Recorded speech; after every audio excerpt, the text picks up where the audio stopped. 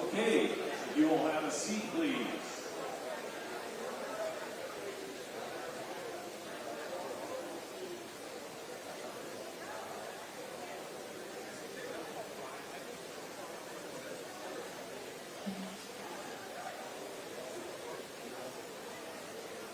People in the back.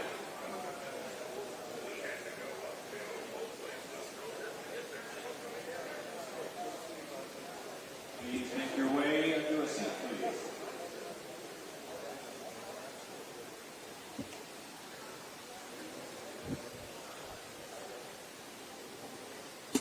While they're doing that, we have a raffle. And if you'll raise your hand, we have Caroline who will come around and collect $1 for one ticket, or $25 for $20. And what are we raffling off? Right here? Okay. Nice basket, wine, and almonds and other things that are here. What is this? Oh, seeds, but there's a lot of stuff. Okay.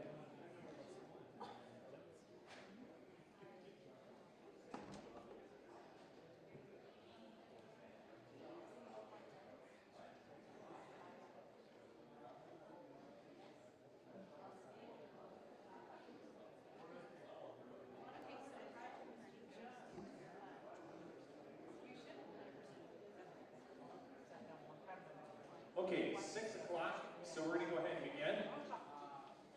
Welcome. I'm Dr. Dan Sloan, academic out of Simpson University. Used to do a Shasta. And I'm the chair of the Shasta County Republican GOP, the Central Committee. And we're here for a debate and have a pretty good turnout. I like that. And the committee members are very appreciative of you being here. We have the opportunity to learn from our candidates and find out more about them. And from that, we take that and we make an endorsement. So that's our goal as a committee. So your assistance will help.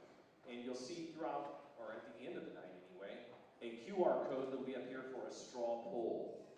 So as you find the candidate that you think reflects your desire, then you'll have a chance to put that up, and we'll see at the end of the night what that is. Okay?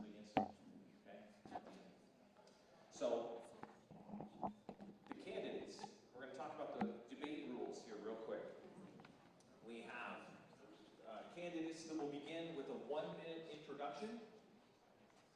The same question, once we begin, will be asked of each candidate on a rotating basis with a response time of 1 minute. The time will be displayed with a green card to start, a yellow card halfway through, and a red card with 1 minute. Okay?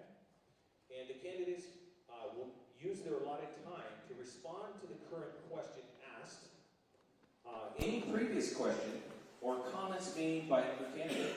So there's a lot of latitude there. At the conclusion of the debate, each candidate will be given a 1-minute opportunity for closing remarks. Janet, did you want to join in?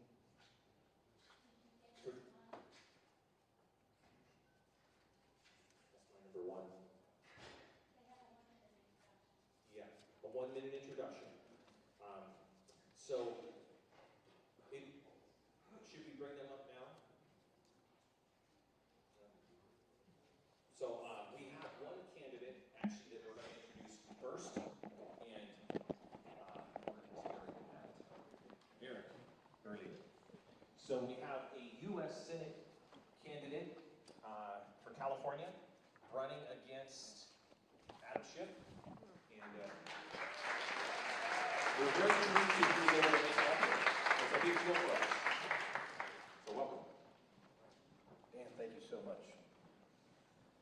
I'm going to start the timer because I know you got me on a strict time.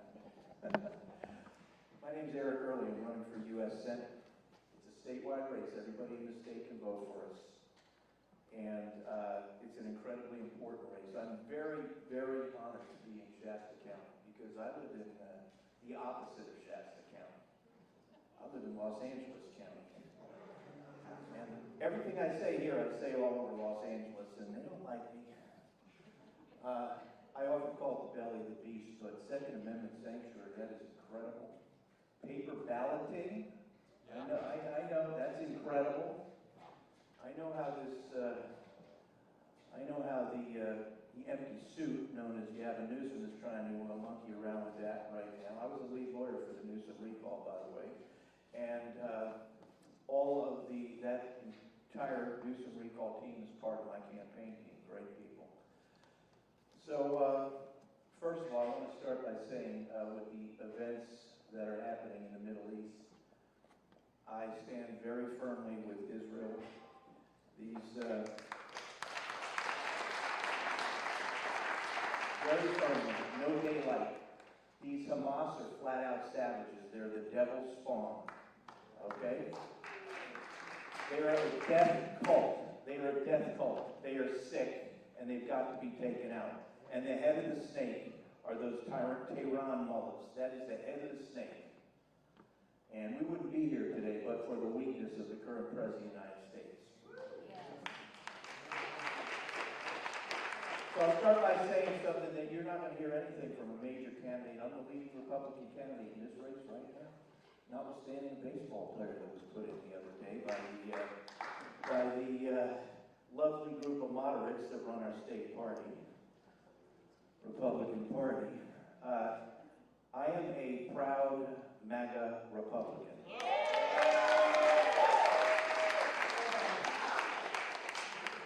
I make no bones about that. I don't care what Joe Biden thinks a MAGA Republican is. I don't care what the media thinks a MAGA Republican is. I don't care what these people I'm running against, Adam Schiff, Katie Porter, and Barbara Lee, think a MAGA Republican is. A MAGA Republican is a patriot. A MAGA Republican loves our country. A MAGA Republican supports our Constitution. A MAGA Republican supports law and order, our brave men and women of law enforcement, our military. That's right. A MAGA Republican supports one person, one vote. So of course I'm a MAGA Republican. As far as Schiff, this is not my first go around with that pathological liar. About 6 years ago or so, when 2 election cycles ago, I was sitting in a house when I used to watch the Sunday shows, operative word, don't trust a word they do now, thing they do, and I live in Schiff's district. And we had never heard of this guy before. He'd been in office for who knows, and he starts getting on TV, he's getting softballs thrown at him. I'm talking a little faster because I don't have that much time. And he's saying he had evidence that Donald Trump colluded with Russia to get elected. Trump had just been elected. I don't even know if he got in office yet. I didn't have access to classified information, but I knew he was lying in my face. Like so many of us knew, he was lying to our face right from day one. And the media's throwing softball. So I go to my incredible wife, who's right here. We'll talk about her in a little bit. I know you don't mind it. And I said, listen, Emerald, this guy's lying to my face. This guy's lying to all of America's face. They're letting him do it. The guy just got elected, for crying out loud. I said, I think I got to run against him. So talked to my family, talked to people I know, and I ran that race. There were 8 of us on primary night. I got elected into the top 2. It was me versus Schiff. It became sort of a national race. It was during that whole impeachment, Russia hoax stuff. And we had a great campaign. And to this day, let me just say that people come up to me just about every day and say, Eric, they stole that vote from you. Okay? When it comes to voting, I will say this, and frankly, I don't care what they say about this either. I absolutely believe the 2020 presidential election was stolen. I've got huge problems with the election apparatus in this country. We've got to get to the bottom of it. You know, one of my clients, you'll hear as I talk some more, I run a great law firm, 25 lawyers who practice all around the country. Great clients. One of my great clients is One American News Network. Incredible Patriots, the Herring Factory. They're being sued right now for $3 billion by Dominion and by Smartmatic, okay, for defamation. So we have huge problems in this country. When I'm U.S. Senator, a couple things I want to do. I want to shut the borders, of course. Yes. And I don't want to just shut the borders. First thing I would do is align myself with whatever senator is in that Senate, and there's still a few good ones. Unfortunately, there are not as many good ones as I want. You know, it sort of looks like from my place out here, I'm not a politician, like the Mitch McConnell Wax Museum, but there's a couple good ones in here, and I will align myself with any senator who wants to get together to do something to round up that group of heinous criminals that have broken across the border. They've all broken the law, but the heinous criminals, and when they came out of prisons, the cartel members, etc., we've got to round them up. We've got to send them home. We've got to send them home. I will do everything I can to align myself with U.S. senators that want to close the Department of Education. One of the existential threats to our country is the theft of the minds of our children in this country. These are flat-out indoctrination camps. These are flat-out brainwashing camps. We see what they have created.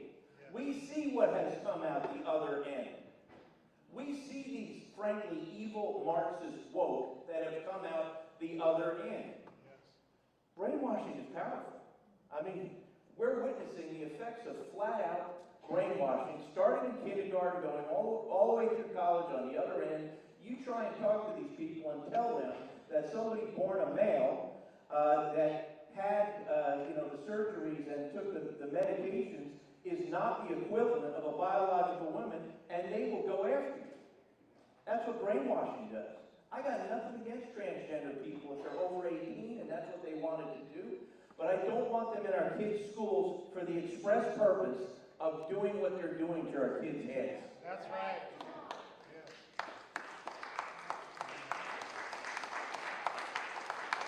And I'm not new to this, by the way. About 6 years ago or so, I was sitting in my office in LA. I got a call from these brave parents in Santa Barbara County, which is about 2 hours north of me. And they said, Eric, we had never heard of critical race theory then. I certainly hadn't heard of it. Said, Eric, they're indoctrinating our kids in school to hate America, they're dividing our kids by race in school. They're bringing in this highly sexual stuff, which is not good for any kid. We're asking them for the materials, the curriculum. They're saying we're not entitled to see it. What do? We formed a great group of parents called Fair Education Santa Barbara. I was the lead lawyer. We sued the Santa Barbara Unified School District. We sued the superintendent, and we ultimately got removed. We sued these social justice warriors. Nobody's seen a lawsuit like this before. The people in Santa Barbara, the left-leaning press in Santa Barbara, went after me, went after my brave clients. We were, of course, all racist and all white supremacists, right? We wouldn't be denied, and we ended up getting the materials. And by the way, there is one thing that bothers me. There's a couple things. But one thing is getting called racist by a bunch of racists. You know, just doesn't work well with me. Okay? These people on the other side are the most racist people we've seen in generations. I mean, everything Newsroom does is by skin color, for crying out loud. And what they all do is by skin color. We got the materials. We were shocked. Nobody'd seen this stuff at that time.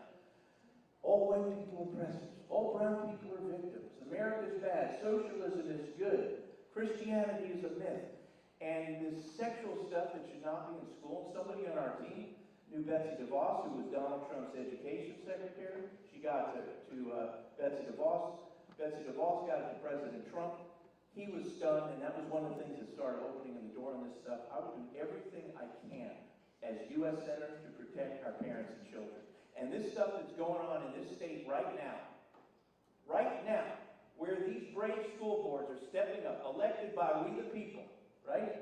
Chino Valley Unified School District, Temecula, Rockland, Orange, Dry Creek, on and on, Murrieta, more.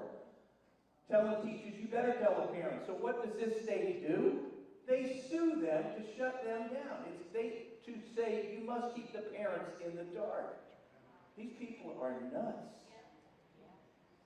I fight for every law-abiding citizen of every race, creed, and color, and frankly, the only people in this nation that are fighting for every law-abiding citizen of every race, creed, and color are the conservatives. We are the ones that do that. You follow the law, you abide by the laws, you're a decent citizen, we'll stand by anybody. So yes, I will do whatever I can because that Department of Education is where the poison is coming from. It is one of the existential threats of our time, is getting our kids' brains back. And as I say, I fight for all forgotten Americans, all forgotten Californians. That crosses party lines, that crosses racial lines, that crosses socioeconomic lines. What is a forgotten Californian? When you wake up and you know you're bringing your kid to a school where they are very likely pumping this stuff into your young kids' brains, and you think there's nothing you can do about it, that is a forgotten California. When you see that we live in a state where they treat criminals better than law-abiding citizens, and you think there's nothing we can do about it, you're watching and saying, how could this be? Those are forgotten Californians. When you go to the pumps and have to pay $6 or more for gas and think there's nothing you can do about it, those are forgotten Californians. When you see 6 million, 7 million in county come across our borders illegally, nobody's stopping it, and you think, what has happened? There's nothing, what can we do about it? There's nothing we can do about it.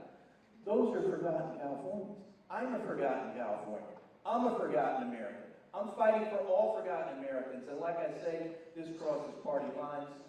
As far as the crushing inflation, first thing I would do, and also the efforts by the smiling felon, as I call him, Joe Biden, and as this guy Newsroom here, they're destroying our fossil fuel industry.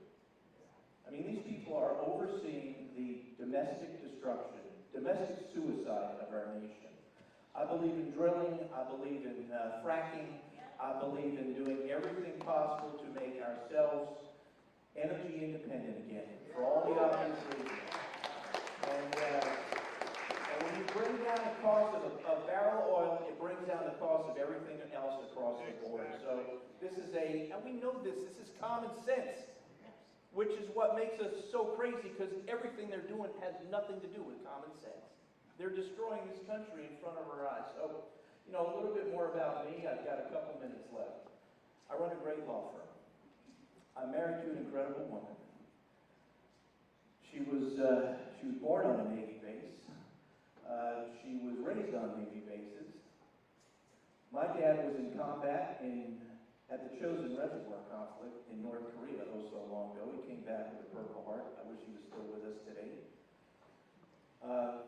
We've got 4 kids, we've got 3 dogs, we've got a cat, we've got ducks, we got chickens, turtles too now.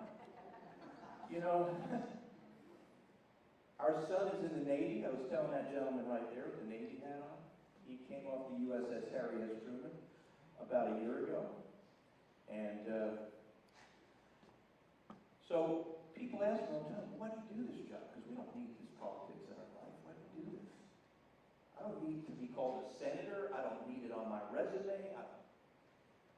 I don't care about mingling with the old boys club in Washington, D.C. We do this because we love this country. We're in a battle of good versus evil in this country. And Ronald Reagan said, evil is powerless when the good are unafraid. And nobody knows that more than the evil ones, who are doing everything possible to keep the good afraid. That's why I run.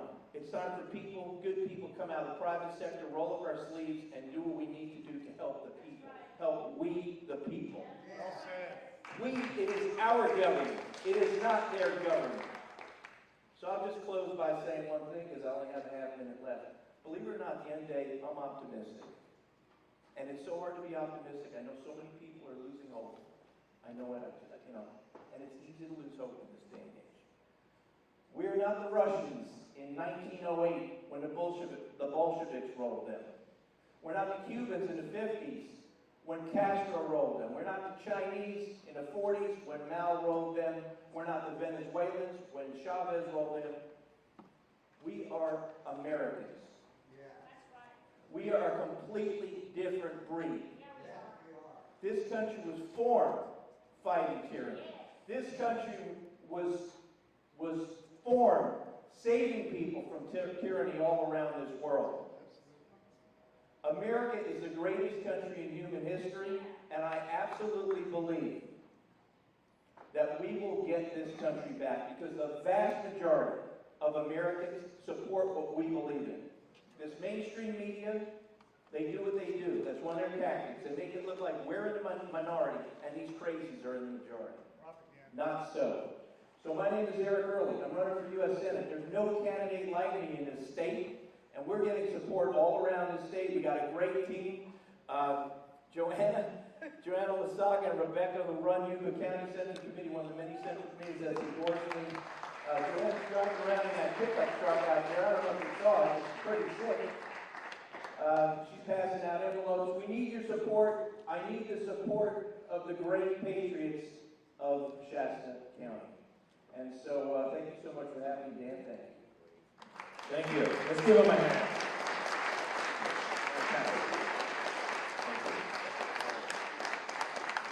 You have a question about this? We're going to pick a winner. Okay, before we pick a winner, you don't have tickets back there.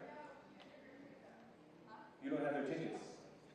So while we're doing that, and normally we start off with a invocation and a flag salute. Got off a little bit late. We had a vote earlier with our committee, so we'll do it now. Would you mind coming up and leading us in that? Larry?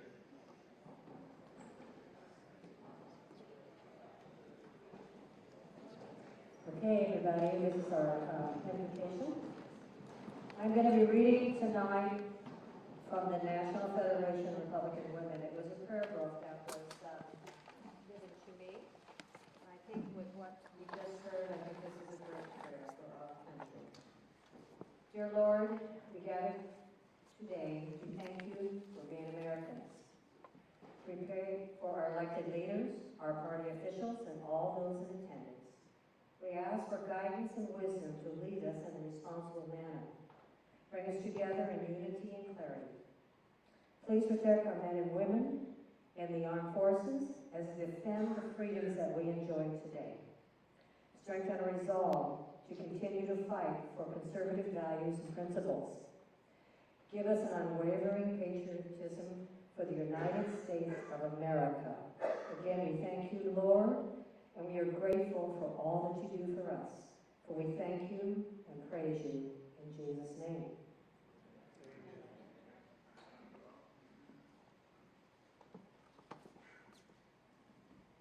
And Larry. Yes, sir. Flag salute. Thank you. Please join me in the salute to our flag. I pledge allegiance to the flag of the United States of America and to the republic for which it stands, one nation, under God, indivisible, with liberty and justice for all. Thank you, Larry. And we have our tickets here. Are there any more that have not been submitted? Let's take a look here. Who can I get to pick? You want to pick? You want to pick? Okay. Let's do the green are for the door prize, right? Yes. Okay. Drum roll.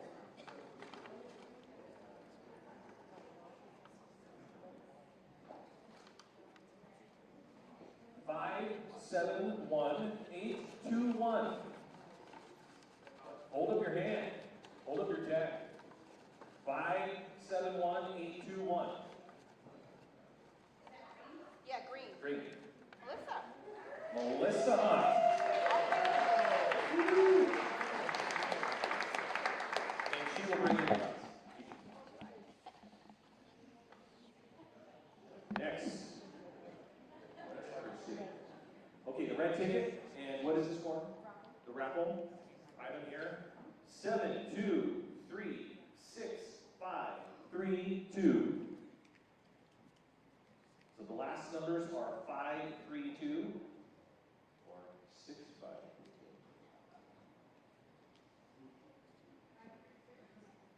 5, 3, 2. 6, 5, 3, 2. Got it. Okay, back to the left. Thank you. We'll put that out to you.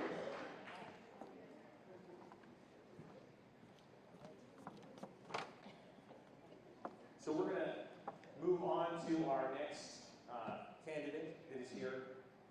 And we only have one person here for that, for the state senate candidate. And we'll go ahead and ask Deidre Holliday.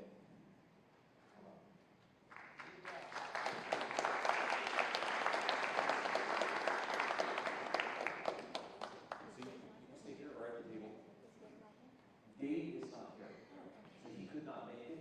One of the reasons I was waiting a little bit to see if maybe he could make it, but he's not. So we're going to go ahead and ask you questions and let you respond. All right. Okay.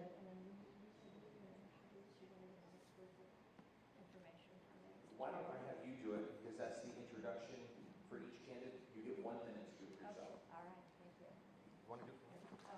Well, I think I'll start.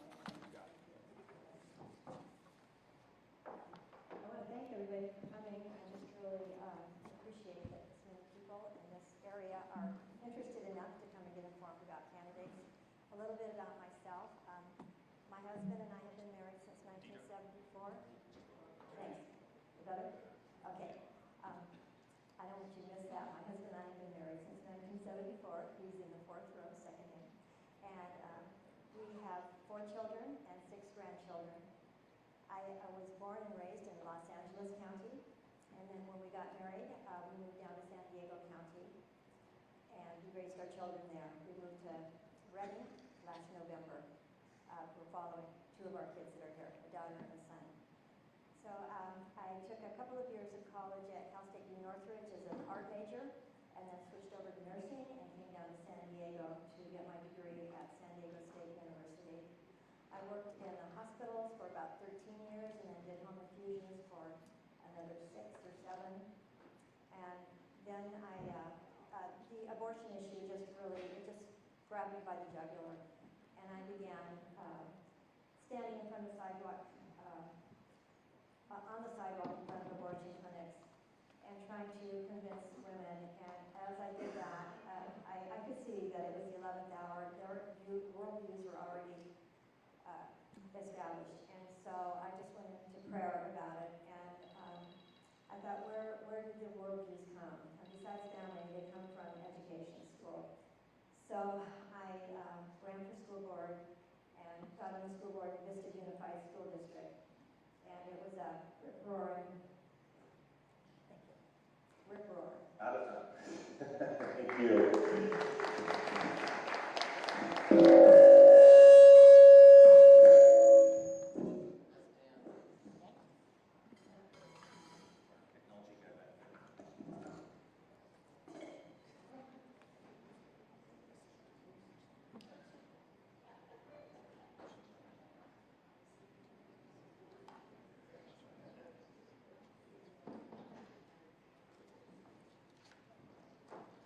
Deidre, I am Janet Tamper. I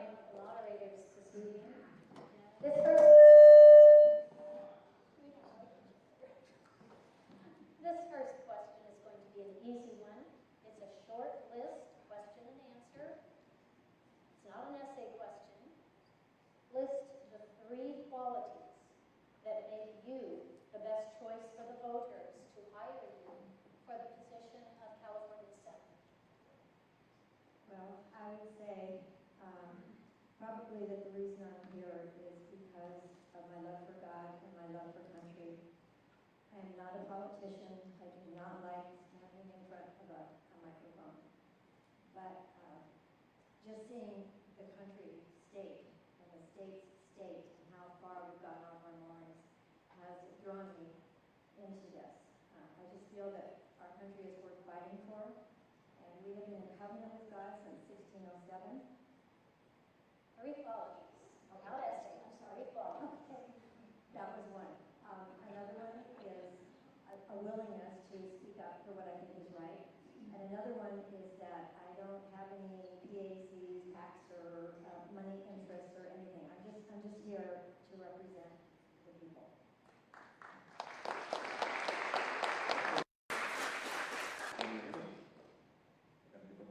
Good. What is the government's place in regard to children in areas such as education and healthcare as opposed to the responsibility of parents? Areas of what in education? What is the government's place in regard to children in areas such as education and healthcare as opposed to the responsibility of parents? Okay, children are given by God to parents. They are not given to the state. By the way, I've written out my thoughts anticipating that we had just 60 seconds and I wanted to get everything in. So, government has no rightful authority to override, rest, or usurp parents' responsibility and decisions in providing for and raising their children. In extreme cases where parents are a danger to themselves or others, the preferred guardians would be extended family, friends, anyone but the state. Recent footage of a parent getting physically removed from a school board meeting for speaking up for his child gave us a snapshot of just who the government sees as decision makers for children. The government needs to be called on such overreach. Elected officials and those who cooperate with them in violating parental rights and wedging between parents and their children need to be called to account. Consequences and penalties that will inhibit such behavior need to be adopted.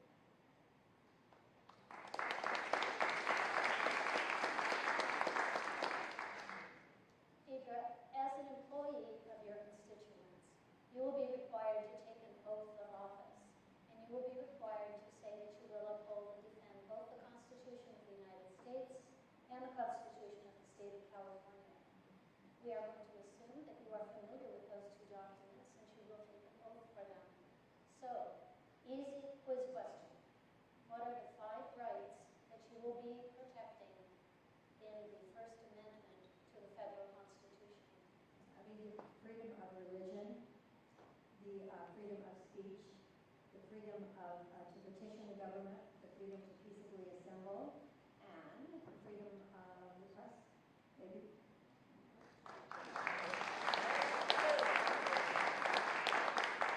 Okay, Deidre. This is about crime. Give us your quick and effective plan to reduce the rampant increase in crime in this state. Rapid increase in crime. Right. Crime should be dealt with swiftly and decisively with speedy trials and consequences. There's a place for compassion and grace, but these are in addition to justice, not instead of, and especially not at the expense of their victims where restitution is involved. Police should be funded and supported so they can do their jobs. Open violence, looting, arson, and theft leave we the people exposed to harm and need to be decisively halted and followed up with consequences for all perpetrators and accomplices. Today we're observing the outworking of John Adams' insightful comment. Quote, "We have no government armed with power capable of contending with human passions unbridled by morality and religion. Avarice, ambition, revenge, or gallantry would break the strongest cords of our Constitution as a whale goes through a net. Our Constitution is designed only for a moral and religious people. It is wholly inadequate for any other." So I would be for. Bill, would you mind bringing me up my water? Thank you. Economic development in the state of California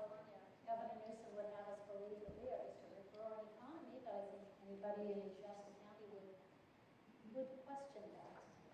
So, as a state senator, what do you believe are the major mistakes that the California Legislature and the California governor is making that hinder the advancement of economic development in our state?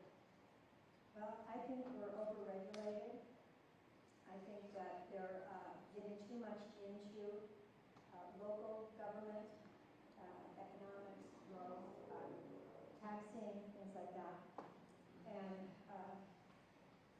let me just see which things I have to put down.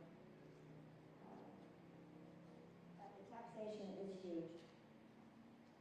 And there are things that make it difficult for us to run things. For instance, if the Board of Supervisors says no to certain things, not everything, citizens can now go to the state to try to make an end run around and try to get a yes from them. And when there is, for instance, a recall, the governor for some vacated seats can now just choose somebody instead of having the local people replace. So the next one here is about economic development. What are the major mistakes that California is making that hinder the advancement of economic development in the state? Oh, sorry. If you were able to vote on the upcoming issue of the Fountain Ridge Wind project, what would be your vote and why? Which project? I'm sorry. Of the Fountain Ridge Wind project. I'm not familiar with that.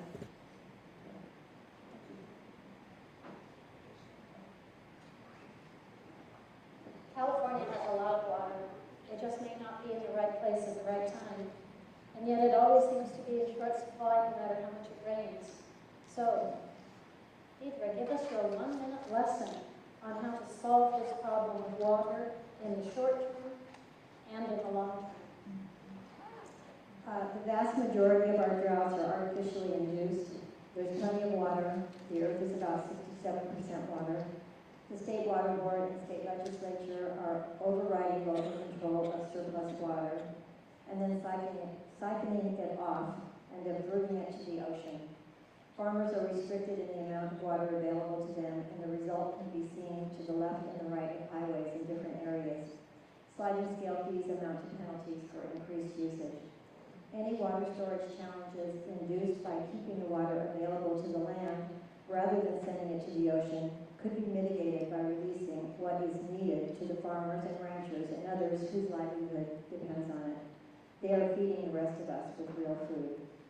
Any surplus beyond giving farmers and ranchers their due should be shared with the rest of California. Water is God-given, like the air. We should charge just for the cost of transporting it to other regions.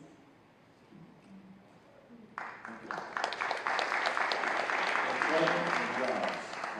Do you agree with Governor Newsom that unemployment in California is robust? And explain your answer. Unemployment is, you said employment is Employment. robust. Is robust. No, I don't think that that's true, and this is an area where I would love to be a legislator. We need to take regulations off the books, and somewhere along the years, the legislators seem to have decided that they're just here to write laws with no spring cleaning. It amounts to hoarding, bloating, congestion, not a picture of health. California started out with 3 codes: the Civil Code, the Code of Civil Procedure, and the Penal Code. Among those 3, they contain 2,279 pages.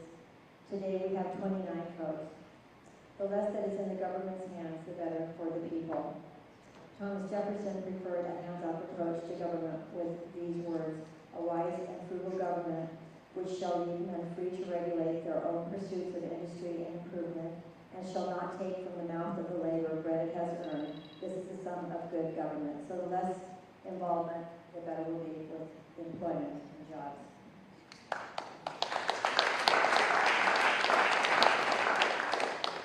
Disastrous forest fires seem to have become a way of life throughout the entire state, not just in the northern part. What actions should the California legislature be taking to better manage the forests and decrease the prevalence of these yearly disasters? Well, again, as with many of these, it's the question of what should they be doing, what should we be doing locally. California has had a tremendous and devastating amount of damage due to wildfires, including loss of life and loss of shelter. The authorities on this situation, such as CAL FIRE, are a good source of information on how to protect our lives and property from wildfires. Controlled burns have been used effectively, thinning the forests for safety should be a win-win in terms of fire safety and increased wood supplies for construction. That should give some relief from the sharply increased costs of materials over the past years or so. Again, those decisions should be made locally, not one size fits all in Sacramento. Each county knows best its unique factors exposing it to wildfires, and the best solutions are likely to come from its residents. For years, Native Americans have stewarded the woodlands and forests, predating the arrival of the colonists. They could be excellent resources as to how to manage tree density and minimize the risk of wildfires in ways that are aligned with nature. Right to keep and bear arms. Would you propose and vote for legislation that legalizes the open carry of weapons in California? I would be for that. I am for that. The Second Amendment reads, a well-regulated militia being necessary to the security of a free state, the right of the people to keep and bear arms shall not be infringed. This is pivotal to our freedom. George Mason, who is sometimes referred to as the forgotten founder, said, when the resolution of enslaving America was formed in Great Britain, the Parliament was advised to disarm the people, that it was best and most effective way to enslave them, but that they should do it not openly, but weaken them and let them sink gradually by totally disguising and neglecting the militia, totally disusing and neglecting the militia.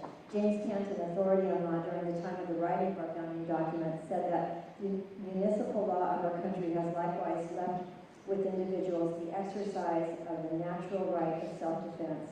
The right of self-defense is founded in the law of nature and is not and cannot be superseded by the law of society. So they were looking at two things, not just personal defense, like if somebody comes to your house, but defending ourselves against an overreaching government. Thank you.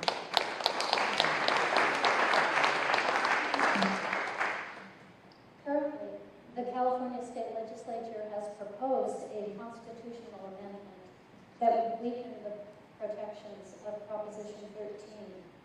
Give your analysis on the effect of this amendment on the people of the state. We're already taxed incredibly. I can't imagine them even thinking of taking more in that way. But it's very consistent with what's coming out in Sacramento. I've heard about a tax that people would have to pay if they're leaving California, and that they would have to continue to pay it every year for X amount of years. I don't know if it's 5 years or 10 years. But, and then reaching into inheritances when people die, it's just very predictable that they would be starting to work at Proposition 13. And they've been going at it for a long time. Just not good. Thank you. The next was on healthcare and rural hospitals. This is kind of a long question. So many of the healthcare facilities in Assembly District 1 or Senate District 1 lie in rural areas. What can you do as a representative of these rural communities to protect access to adequate health care, both at facilities and in providing personnel? Well, as I mentioned earlier, I worked as a registered nurse for about 20 years, both in the hospital and in the community.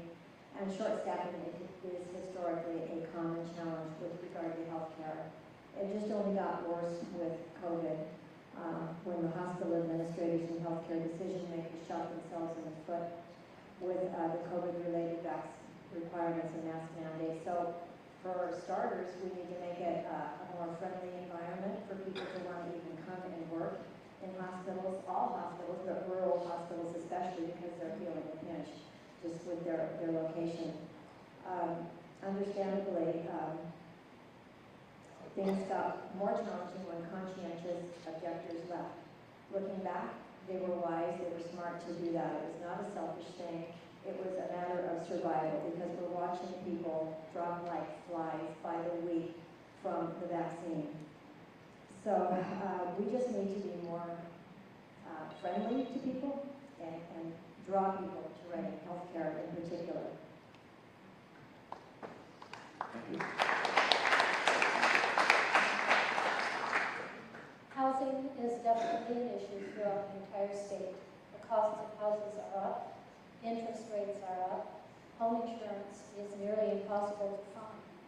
So what solutions, if any, are available to the California Legislature to solve these housing problems? Well, one of the first things that comes to mind is just rolling back on a lot of the regulations.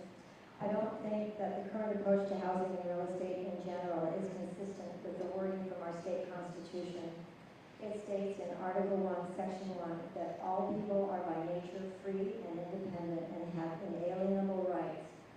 Among those are enjoying and defending life and liberty, acquiring, possessing, and protecting property, and pursuing and obtaining safety, happiness, and privacy. So, rollbacks would be good. Taxation imposed on housing, home ownership, and land ownership just makes it more onerous. And this is another one of the many areas where I would rather work as an unlegislator than as a legislator, and repeal many restrictions, regulations, and monetary fees from the books in Sacramento. Local government as well should recognize that releasing regulations and fees helps the economy to loosen up and flow. This stimulates the economy. The more of our earnings that we get to keep, the more businesses and services thrive.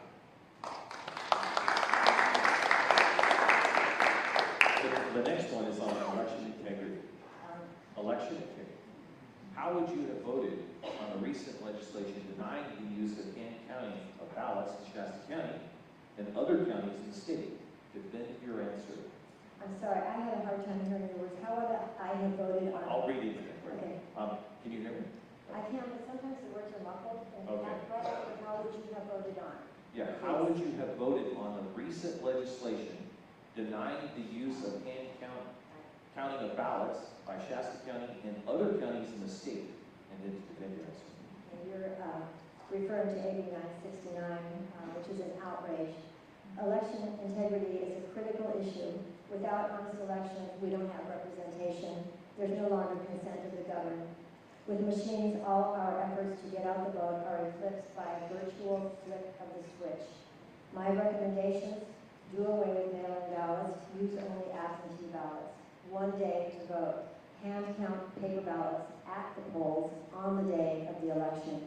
Shasta County made a great decision to return elections to the voters with hand counts. This was Sacramento's knee-jerk response, making hand counts illegal unless there are fewer than 1,000 people. This tells us that we have zeroed in on a crucial aspect of remaining a free people, and shows us that the legislature can move fast when they want to.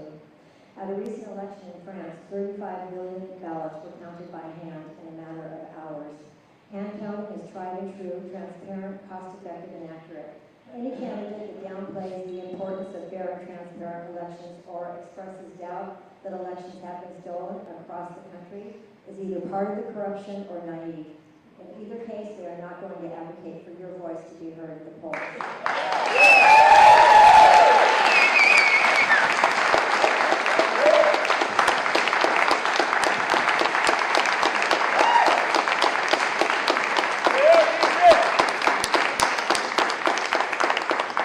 Thank you. A recent opinion by the Federal Supreme Court did not end abortions when they looked at Roe versus Wade for a second time, but they did turn the decisions back to the states. So do you support the use of state tax dollars and legislation that would support institutions such as Planned Parenthood that provide accessible abortions? Absolutely not. Abortion is murder. Why would we make this a sanctuary state to murder the innocent? Our state constitution affords everyone the right to life in Article 1, Section 3B 4, which states, a person may not be deprived of life, liberty, or property without due process of law or denied equal protection of the laws. California and all states should be sanctuary states for babies, not for abortionists. It is an instinctive behavior deep in the heart and conscience to protect our youngest and most vulnerable, just as much as we know in our hearts that murder is wrong. The way a culture treats its young is an inevitable indicator of how that society will succumb or succeed. Since the 1980s, there has been a sea change in public opinion aligning with this viewpoint. From Sacramento to county seats to city council, this should be a non-negotiable message on which we agree, which should be proclaimed, and which is adhered to with one voice.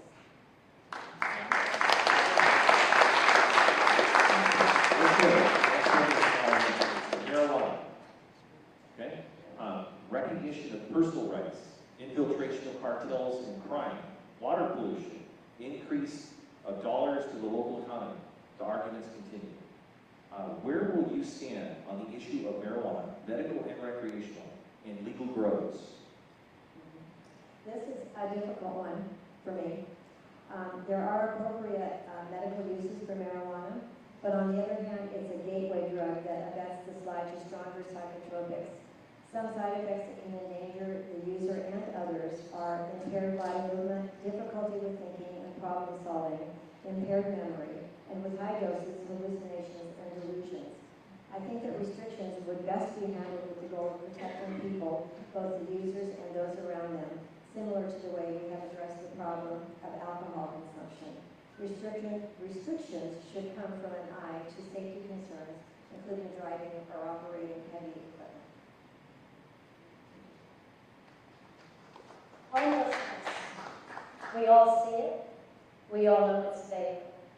Is it a mental health issue, a drug use issue, a housing shortage issue, an economic development issue, a crime issue? All of the above? What is your solution to homelessness in this state? Well, this is a common, chronic, and consistent challenge to all of us. We can't give up on our efforts to do what we can for anyone who's struggling or has fallen through the cracks. Unfortunately, government has a steady track record of taking problems into their own hands and making them worse. It reminds me of Ronald Reagan's statement that the 9 most terrifying words in the English language are, "I'm from the government and I'm here to help."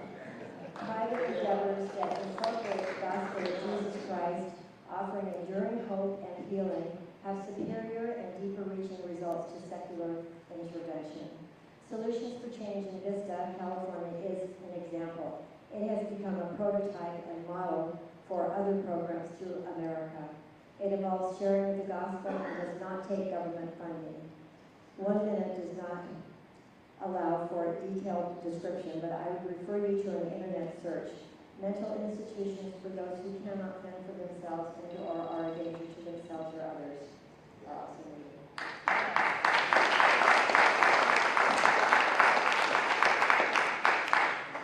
Religion. The federal constitution prohibits the government from establishing a national religion and prohibiting the free exercise thereof. Is the state legislature doing enough to protect the citizens of California from the intrusion of government into their lives and the practice of their religious beliefs? No, not really. We saw that in COVID when they shut down churches, and that just didn't go well.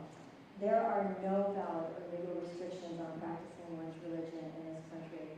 The lockdowns on worshiping that the government foisted on God-fearing people a few years ago were unconstitutional. COVID, which was the Trojan horse for the government's all-out assault on we the people, supplied the loophole they needed in a manufactured state of emergency.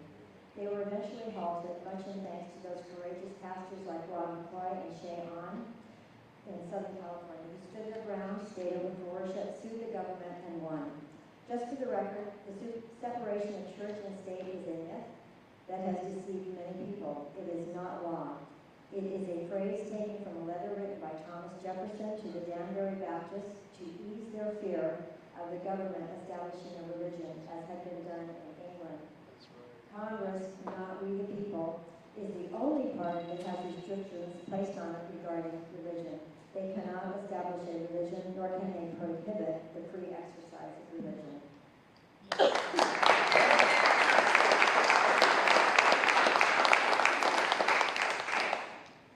There is a growing problem between the counties and the state, and as to who has jurisdiction and who has control of local governments. Restricting the recall process in the state, denying the use of hand-counting ballots, removing the decision-making process of the county in the approval of wind turbine projects. All of these issues involve the state in legislative reactions to the actions of the county. Are you willing to interpose between California and Shasta County and other counties throughout the district to protect the decision-making rights of the counties over the state? Yes. Yes, absolutely. Local, local, local. We need to push back on state government that cancels locally elected officials. In some cases, I mentioned this earlier, that if the county says no to something, people can just go to Sacramento and get their answers there. We know locally best what our particular issues are, what our particular sets of circumstances are, and what our needs are. And we have very talented people. Localities just do. And it's just better if it can be handled locally. I'm always in favor of the most local. Some things have to go higher, but I'm definitely in favor of local control.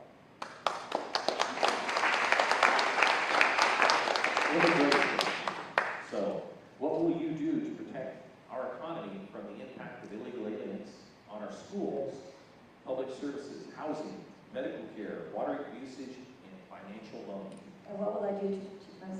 What will you do to protect our economy from the impact of illegal aliens? Well, I would definitely be advocating for border control. And I know that tends to be thought of as a federal thing, but we are seeing state governors now taking things into their own hands, because this really does come down to being an attack. It's an assault on us by terrorists, etc. And so, unfortunately, we don't have a governor in our state that would be going for that, but we need to just be beating the drum, being very vocal about it, and letting them know, just, so people can be aware of it and start thinking about it and getting a little bit worked up and thinking about the representation that they're putting into Sacramento, including the governor, because we need to be protected. We need walls up. And I'm so grateful for and happy about the states that are taking things in their hands and saying, enough is enough. You're not doing your job, we'll just do it. So just get it done.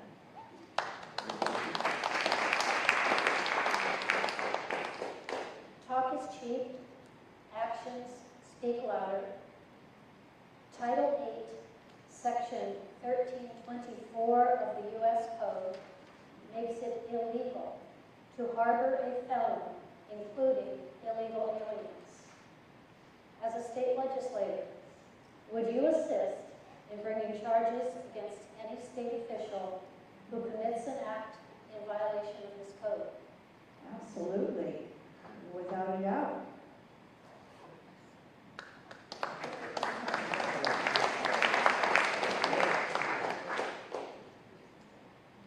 In terms of endorsements and campaign contributions, this was pretty quick, I think, but you can explain. Have you accepted campaign donations from the marijuana industry?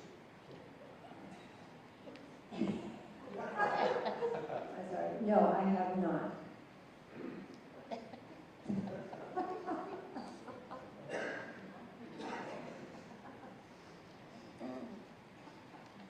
I wouldn't, by the way, if you're wondering, I would not. There are those in the northern part of the state who have expressed an interest in a state split, a state separation. They claim that the state is broken. It cannot be fixed. After you are sworn in as a state senator, would you be willing to introduce a bill that would separate the state into smaller, more manageable areas?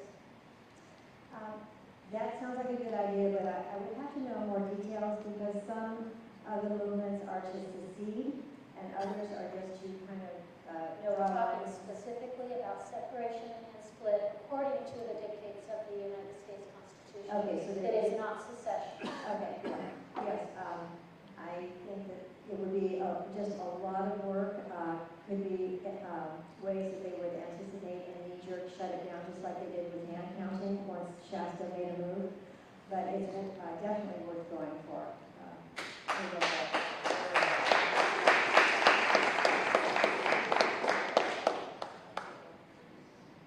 Term limits. Have they have they solved problems of representation, and would you recommend the concept for the federal level? I'm sorry, I didn't hear the first word again, Dan, so I didn't. Oh, for term limits. I'm sorry. Term limits? Oh, term limits. Yeah, term limits. Okay. Yeah. Would you, or have they been a success in California? Have they solved problems of representation? And would you recommend the concept for the federal level? I think term limits are good, but they're not, no, they haven't solved the problem, and they're not going to, because the problem is carried within whoever the legislator is. We need to get quality legislators in, and at the same time, because there are so many problems with different legislators, I think term limits is at least one relief we can have, so that they don't just stay parked for 30 years, make it a lifetime career. So yes, I'm absolutely for term limits, but no, they have not solved the problem. Are we finished with our time? It is Our time? 7 o'clock. Sorry? It is 7 o'clock. Okay, so we You finished. give her time to. Yeah, this segment, and you're up for a 1-minute conclusion.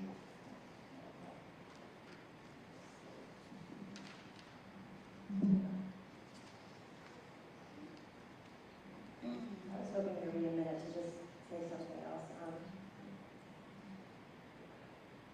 There's always hope, and it's never too late to humble ourselves and pray and seek God's face and turn from our wicked ways. If we do that, He has promised to hear us from heaven, to forgive us our sins, and to heal our land. He always keeps His promises lavishly. I would be honored to represent the people of California's District 1 in the state Senate. Clearly, from some of my answers, I need to learn about more legislation, etc., but I am a hard worker, and I always do whatever it takes to get the job done. I like to under-promise and over-deliver. I'm not a politician. I'm not owned by PACs or special interest groups. I am beholden to no one except God, whom I long to see honored once again in this land, that He has been so good and so merciful to. When that happens, we will begin to see the golden California surface and the exodus from our state reversed.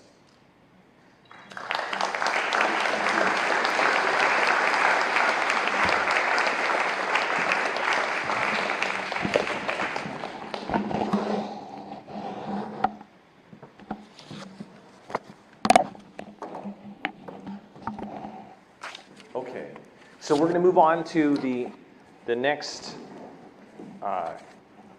situation here with the candidates for the assembly.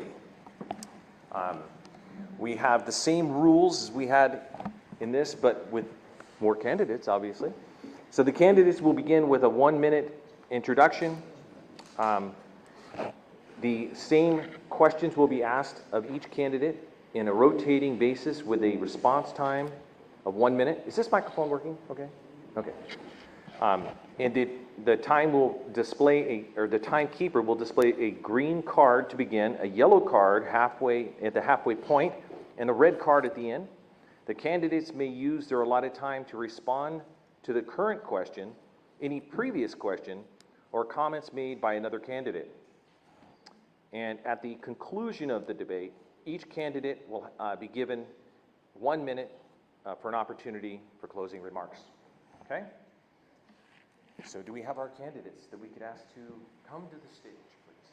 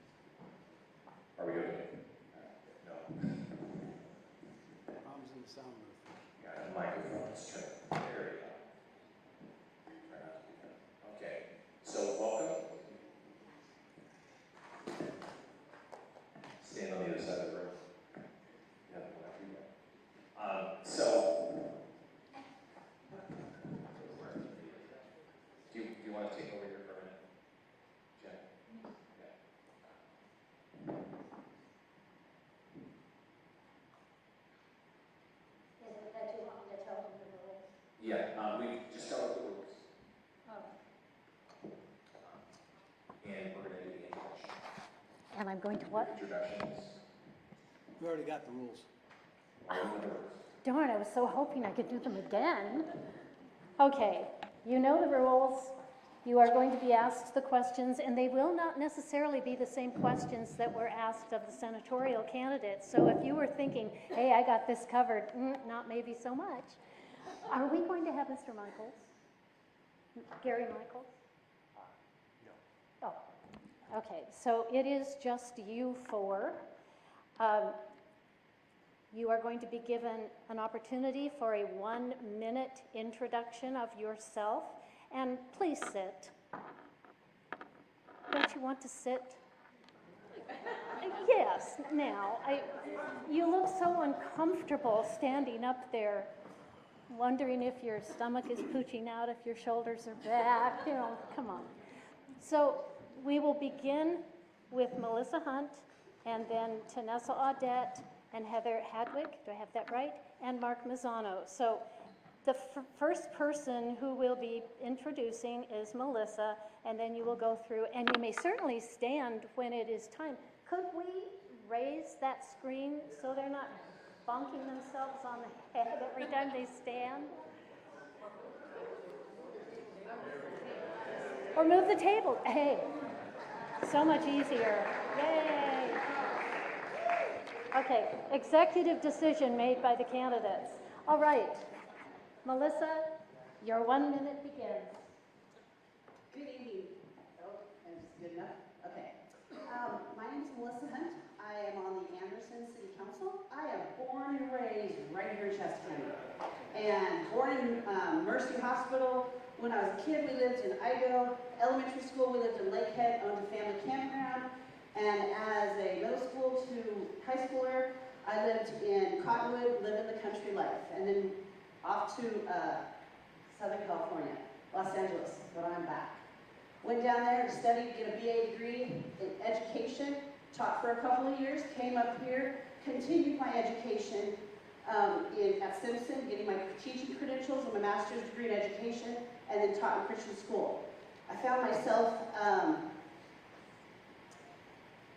infiltrating the Good Old Boys Club at Anderson City Council, and I have seen the city go from the Good Old Boys Club turned over to a thriving city with focus on our families, and we're doing great.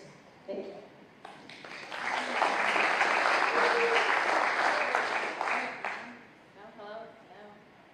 Hello?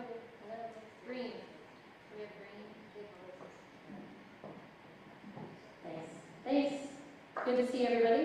Mark, Heather, Melissa, all of you, thank you for actually coming out here, caring about who's getting elected, caring about who's running for things. Oh!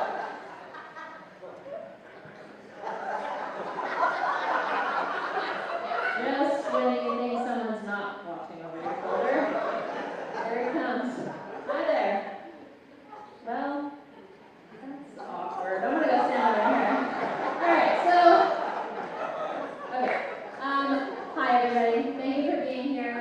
My name is Tanessa Audette. I have been having the pleasure of running political campaigns for the last 8 years and absolutely love it. I love listening to people have vision, have hope, have purpose for their cities, for their counties, for their state, and actually going after that. And so I have been championing other people and their ideas for a long time now, knocking on doors, talking to each of you about what you care about in a candidate. And then for the last 4.5 years, I worked for our state representative as a district rep here in Reading and throughout much of the district that covers the Assembly District. I also teach constitutional values. Some of my students are here, so woo-woo to you guys for coming out, for caring about the process, for caring about voting and being a citizen. I will tell you as a mom, I have 3 teenagers. God bless us for that, and they're doing amazing. My oldest is in college. She gave me this necklace of courage, and so I'm here taking a courageous step to represent you and to represent what matters most to us. Thanks.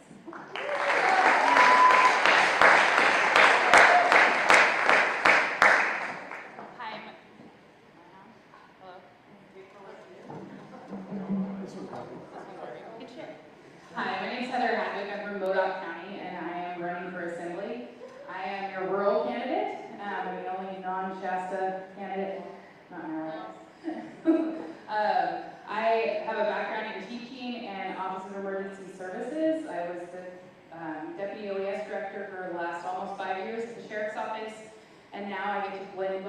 those jobs into one. I work in Modoc County Office of Ed doing safety communications.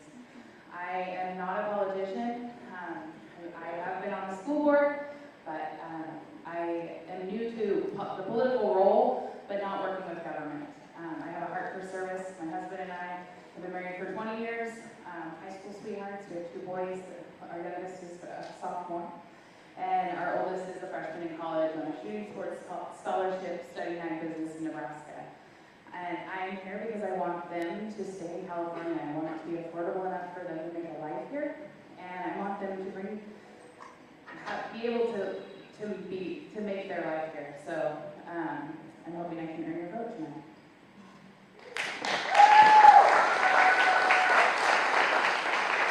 Hey, thank you all for coming. My name is Mark Mazzano, and as a 29-year veteran from the California Highway Patrol, I'm here to tell you, Sacramento's broken.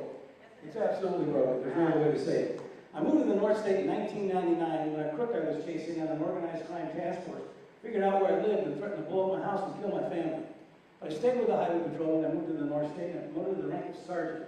When I did that, I moved to Sacramento where I headed a $5 million budget and a staff of 15 in our headquarters office of public affairs.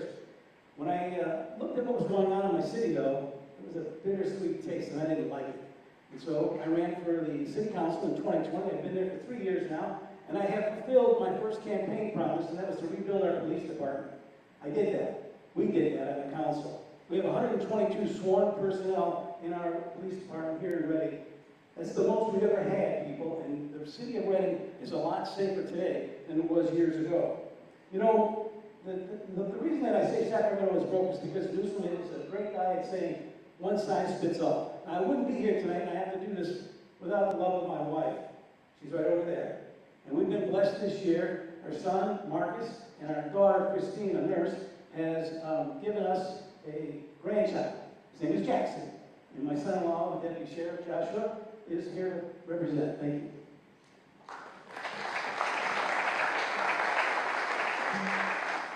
Yes, can you hear me? Testing 1, 2, 3.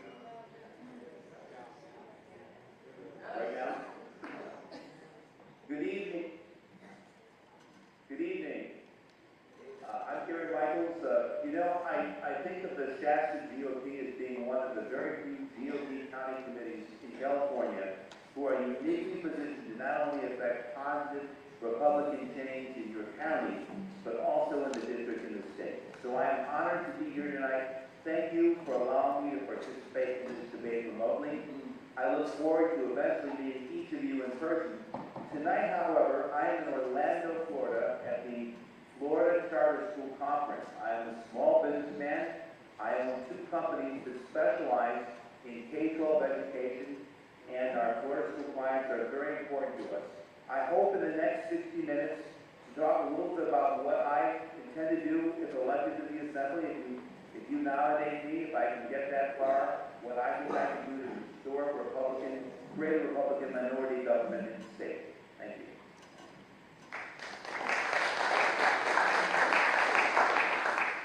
Vanessa, on our rotation, you get the first question because Melissa started with the introduction. So you may sit or stand, your choice, however you feel most comfortable.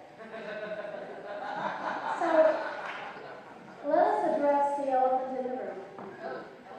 Not right as elephants, we're The not elephant, not quite, any color you like, yeah.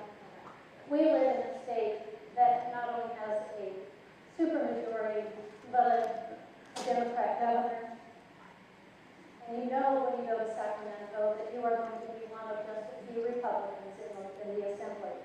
How can you be an effective legislator in that one-party supermajority assembly? One party in 1 minute to solve it. Okay, so I have to say, sorry. So I would say that this is something that comes up often, having worked in the legislature for the last year. This is something that we often face. People call into our offices and say, what can we do? What can you do? Don't you care? You know, what's the argument to be made? What's the battle to be taken? And I would tell you that it does matter. Very, very often, we have to make the argument to the people that are there, but we also have to make the argument to the public. And oftentimes you hear about what Republicans are against, but not what they're for. So I think having ideas about what it is that we are going to do to to win hearts and minds to people about alternative ideas. We have to be for things, we can't just be against them. So number one, I would work with any and everybody on the committees that I'm on to negotiate, to figure out, and to have ideas to put forward so that we can actually be talking about the things that we care about, not just the things that they are putting forward. And I think at the end of the day, it's important to understand this is a power structure. We're battling for power. Is it going to be the power of the people or is it going to be power of the government? And I will always be on the side of empowering people. And that is what I will do when I'm there, continuing to move us closer to what empowering people look like instead of the government. Is that no green? Just the red? No. Sorry guys. Next up.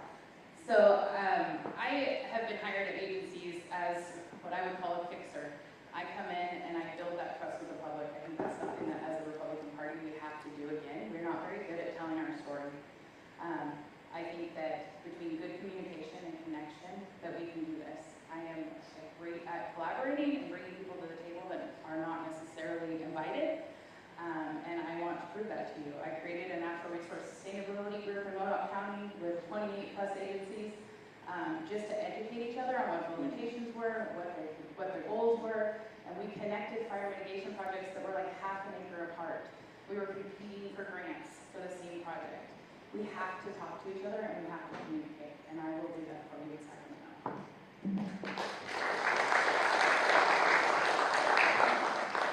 Well, if you look at me, you don't see a very tall guy, but I'll tell you, in 29 years on the streets in California, when I came across a guy that was 6'6", that didn't want to go to jail because he had too much to drink, I was able to convince him it would be a wise decision to go to jail. If I can do that, I can work with the Democrat. I can work across the aisle. It's all about having a conversation. It's a negotiation, people. You know, what's good for us might not be good for them. What's good for them is never good for us. That's why I say Sacramento is broken. Because what they want to fit down there just doesn't work up here. Electric buses will not work in the Northstate. They certainly won't work in Alturas because you're never going to get them over the hill into Cedarville in the wintertime when it's 22 below. So as a super minority in Sacramento, it's all about a conversation, finding common ground.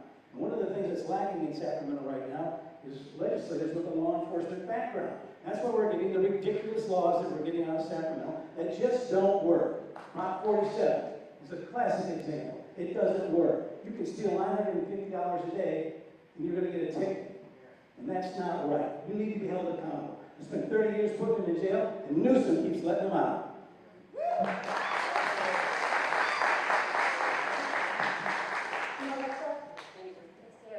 Oh, thank you. Sorry, there's no person. Right, so in answer to that question, you know, what comes to mind right off the bat is the Dixie fire in Greenville. When that happened, a couple days after the fire, Gavin Newsom appeared in the city while it was still smoldering, and before a rather large press corps, he made the point of saying that if we don't deal with global climate change, this is the result.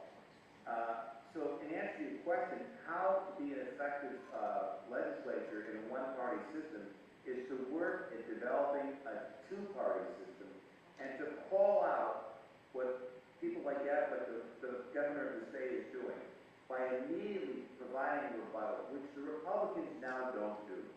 Immediately, something should have gone out that shows the difference between the forest, the USDA congested forest not managed versus private property.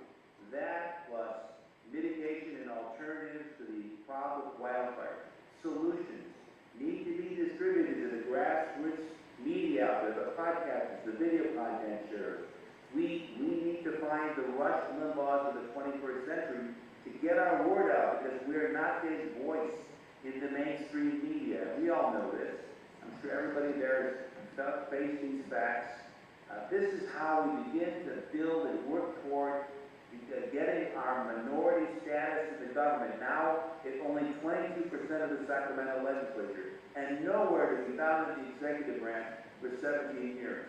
This is what we have to work toward, while we smile and sit with our Democratic counterparts and engage in committee discussion. This is what we're doing when we're not in those committee rooms. We're working to get more. Okay. Thank you. Okay. So, real quick here.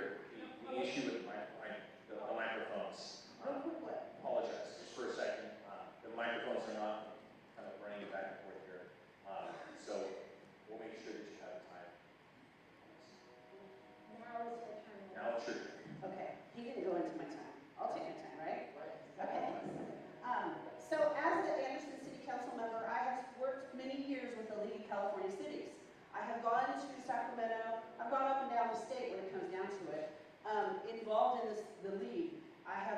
Currently I'm president of the Mayor's and Council Members Department. I've also been chair for the Sacramento Valley Division.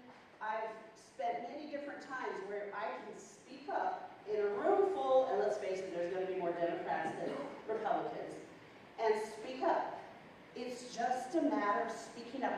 I've got multiple stories. I'll tell you one. One subject came forward, they said, let's create a vegetable desert. And it's like, what the heck's a vegetable desert? And the more we asked and the more they talked, what it was we want, this is Southern California, they said, think about Los Angeles and how you don't have a grocery store every 3 blocks that they can buy fresh fruits and vegetables. And it's like, okay, we all kind of looked at each other in the room. And I finally said, who is sponsoring this bill that we're supposed to be making a policy about for the league to stand behind? And they said, Whole Foods. And that is politics at its best. I instantly made a motion that we cut it off and do not entertain this. They accepted it.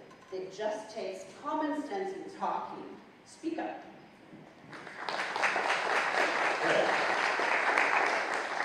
Do you support the inclusion of CRT in the California schools curriculum, and why? Heather, I do not. Good. I believe in local control, and I believe that school boards know their communities, they know what they need to be teaching in the classroom, and they should have control over that.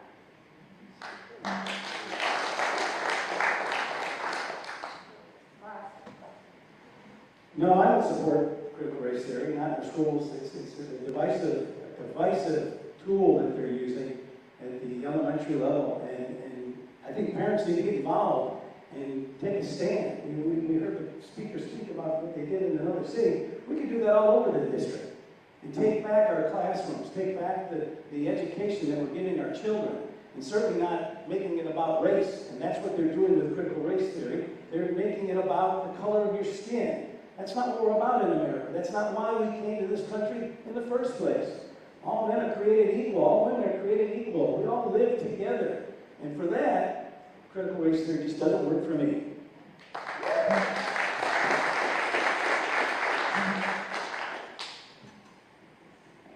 No, I do not support CRT, nor do I support the porn stuff that's available in K-12 school libraries.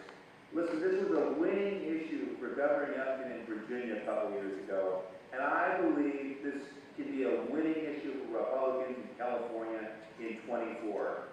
Far too many K-12 schools are performing badly. Governor Newsom signed a bill last year that sharply reduced school choice by placing restrictions on charter schools, which for some families are the only alternative to a badly run neighborhood school. But what happened is the charter schools were drawing too many students from the other schools, but they were providing a better education. But this isn't school choice for parents. So absolutely, we have to get behind the parents. We need to support them, and I would even go one step further than having their back. We need to work and bust up the very poorest of the school districts that are out there that are absolutely malfunctioning. Our state budget is $128 billion, and that is the equivalent of the entire state budget of Florida. Anyway, my point is I am against CRT. Thank you.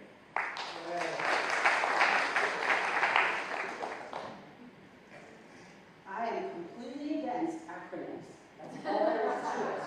My city council, at city council, they know, don't use that stuff because I need definitions. Come on, is that education? Is that a part of education? Should that be in the classroom? No.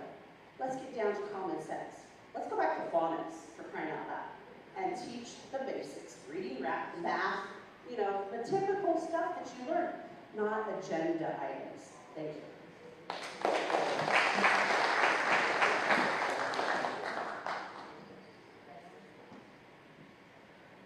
Yeah, I'd have to agree. critical race theory is interesting. I have kids in school, and so when this started to creep up and when it was being discussed, now it's been happening on college campuses for a long time. These are theories for a reason.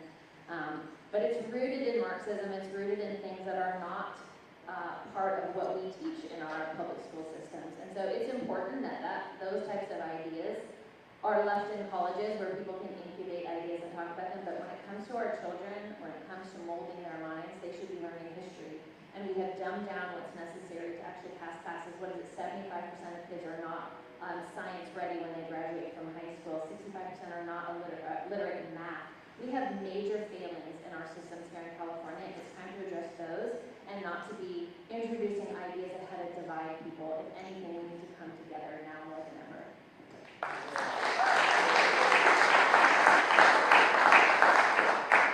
Mark, this one starts with you. Currently, the state of California is working toward a complete elimination of fossil fuels to provide power and to service our grid. What is your assessment of the advisability of making dependence of our economic structure on sustainable energy? Well, it certainly makes our country weaker. We need to be energy independent. We were once before, we need to get back to it. Change the light in Washington. Get rid of Biden, and let's get back to drilling and fracking and whatever else it takes to be energy independent. Look, Newsom's selling us with this goofy idea of electric vehicles in a few years, and I'm telling you, they're just not going to work here in the Northstate. That's why I continue to say Sacramento is broken. We have to make changes. We have to work with the people in Sacramento to do what's right. One size fits all down there doesn't work. It just doesn't work up here in the North State. We are different. And so, yes, I'm in favor of fracking, drilling, bringing the energy back to us here in California, to our nation, so that we can once again be the leader in the world and protect our security.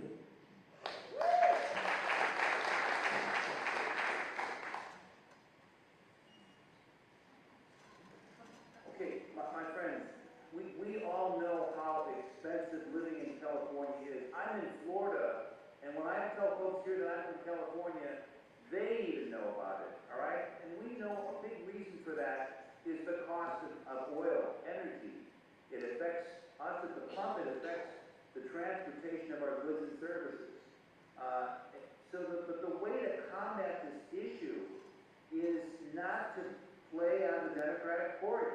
We need to get common sense ideas, our positions out, and that's not happening on the mainstream media. We need to turn to the grassroots journalists to get this information out. It really would, and refute some of the lies that are being made by Democrats about the climate change crisis. We're not going to reach the hardcore environmentalists on the coast, but common sense voters in the center of the state, in District 1, in the districts by the Mexican border, will get the message. And I believe that's how we can win the election. Thank you.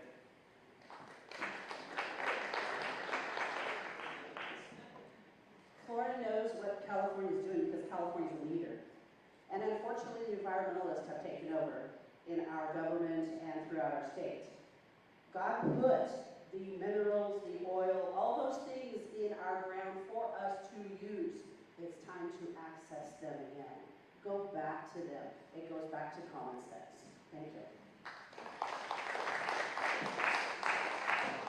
Yes, we do have natural resources. Oil is a natural resource, gas is a natural resource, but in addition to that, California keeps moving the goalposts. So we have, locally, we have an energy company called Moss Energy, and they basically took, a while ago we heard AOC that cow farts was, destroying the climate, and that's fine. We were shocked by it, but then they started to try to prove that was true, and so ingeniously, energy companies are trapping methane in order to create energy, and that's actually been an incredibly sustainable and renewable energy source, but now that itself is they're changing the goalposts, and now they're saying that that's not going to be used as sustainable energy. So in addition to asking for unreasonable things, they are also moving the goalposts constantly. So as soon as you do something good, like biomass, then they restrict how you're doing it. So sometimes it just feels like the goal is not the goal, and it's to just constantly move us into something where we can't actually sustain ourselves, and we can't be energy independent, and that has to be the goal, because ultimately energy independence is what protects us here at home.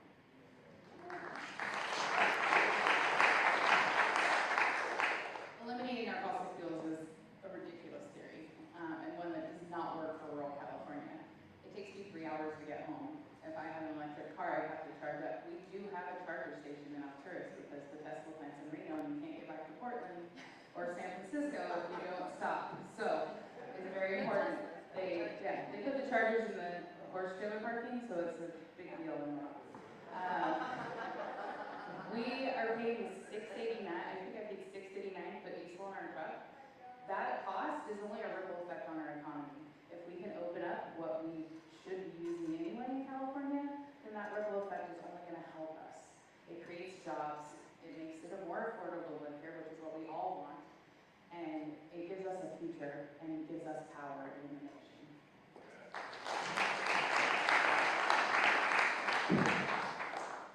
Okay. This next one is for Gary. Okay. So, would you work to repeal recent legislation that requires gender-neutral bathrooms in public schools and the inclusion of gender issues in school criteria or curriculum?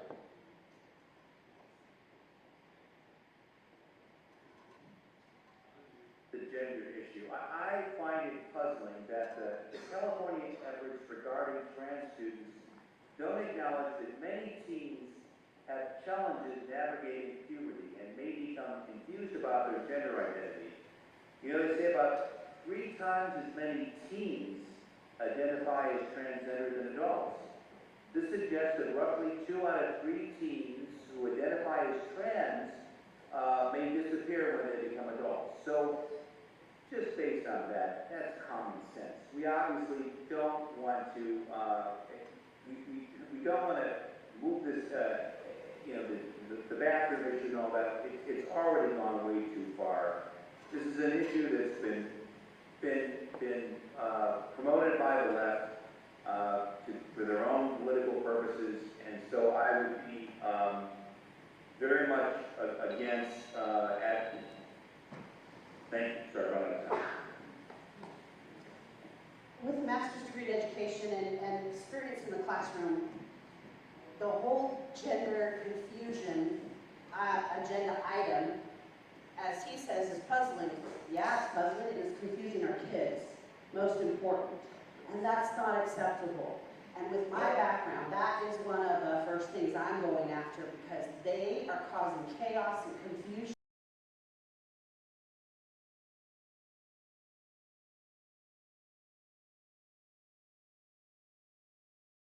Good about doing that in school districts, school boards. We need to keep having a voice, stepping forward, and representing our kids, and protecting our kids when it comes down to it. Thank you.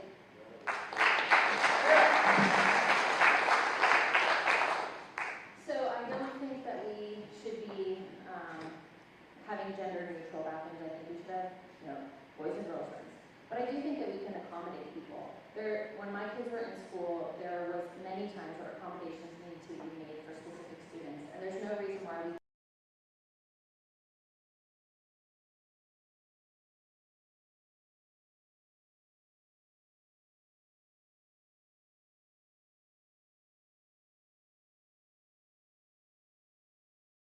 ideas and these types of things. I think it's important to say we have girls' rooms, we have boys' rooms, and if you need an accommodation, you can have it. Although I will tell you, I have been touring all of the jails, and in the current jail that they're building, there are 32 accommodations for a single group of people. 32. So I think the accommodation trend has really pushed its limit. But when it comes to kids, if we can accommodate to make them more comfortable, we can do that, but that doesn't mean it changes what's true for everybody else.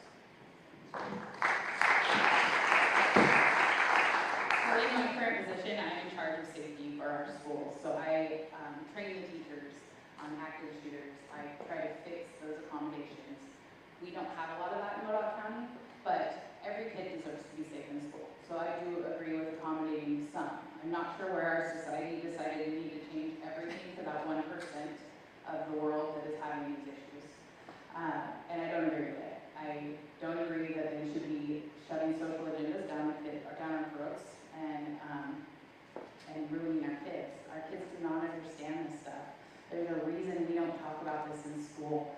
There's a reason our kids are leaving high school with 70% of them not proficient in reading, 60% in math. We are so worried about all these other things that we forgot how to actually teach I've been in the classroom, it's hard. I left the classroom because it is the hardest job in the world. And we have to be able to support our teachers, and when we accommodate for everything, every little thing like this and every social agenda, they're loud. They're gonna be loud. We have to be loud back.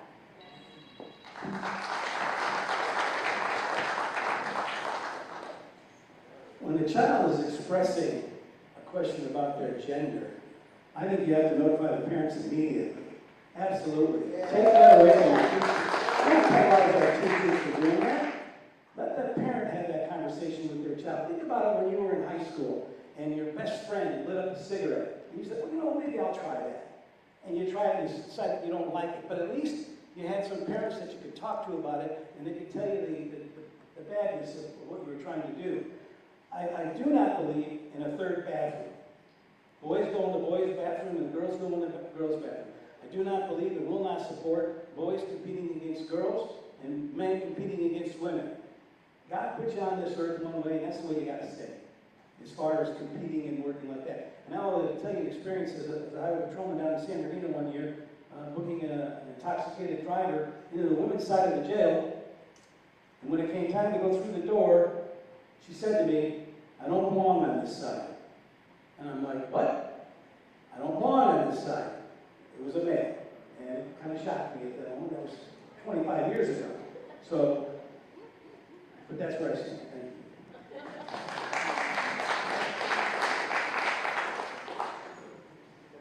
Melissa, water in California. It is a coordination between private owners and users, local government, state government, federal government. What are we going to do? Are we going to build more storage like the sites reservoir? Are we going to fight to stop the removal of the plant dams? Are we going to raise the level of Shasta Lake? What do we do to provide water without stepping on the rights of property owners and users? It is important that we get sites reservoir built. Stop delaying it. They supposedly a while back, Newsroom was approving it, and then it got stuck in courts. How did it end up in courts? Get that thing built. And yes, fight for the dams. I could stand here a long time, long after my time frame, and tell you why that is wrong that they are taking out these dams. It's wrong for the property holders along the river, everything, all of it. It's wrong. That needs to go away as well, to be taken care of.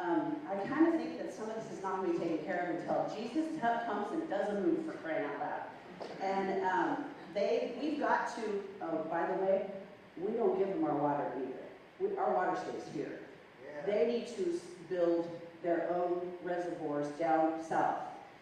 Our Northern California water is just as, and rain is just as good as their rain is as well.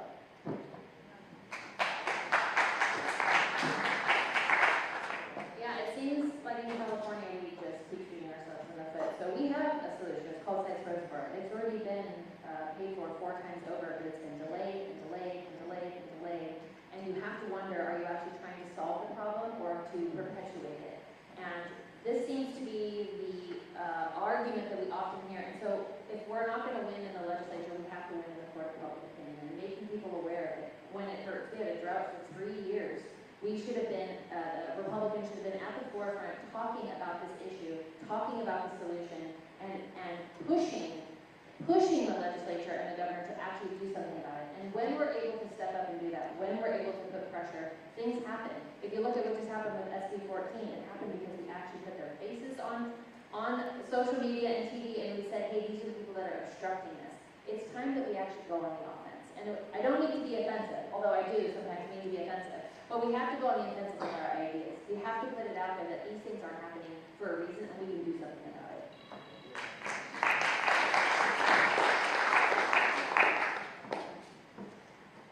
So water is always going to be a touchy subject in California. I'm a farmer. We're the last on our irrigation rights.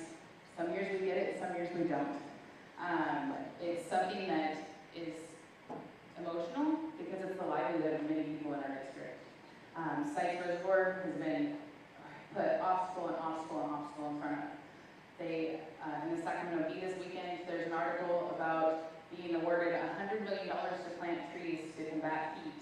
And And then on the other side of the paper, it talks about the failing farms because we have so many restrictions on our water. We don't know what we're doing. Nobody's talking to each other, nobody's communicating. We have to collaborate to get anything done. Water is life, and if we don't have it, especially in California, we're not going to be able to function, and we're never, ever going to see success.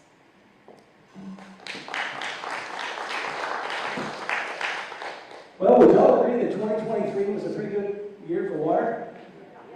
Well, you could think that, but the reality here is that the state inspectors have looked at thousands of wells and only seen a 34% increase in some of the wells. Some of the wells out there that they checked had a 9% decrease. We've got a Sustainable Groundwater Management Act of 2014. It's going to require local municipalities to come up with a plan to regulate the water, to regulate the overpumping of the water. As I traveled through the district up in Tule Lake, I looked at a high school that was actually sinking because there's no water under it. And so we've got to work with that. And the reservoir is the way to go. I talked to a gentleman up in Montague. He was the gentleman that built all of the bridges when they built I-5. Italian fellow. Great guy. Let me tell you about what his idea is. Let's build a reservoir up in the mountains, up in the snowpack. And when we fill that reservoir with snow as it melts, the water we can then run it through a hydroelectric facility, make some electricity, sell that, and then move the water back down into the farmland. And that would help. Yeah.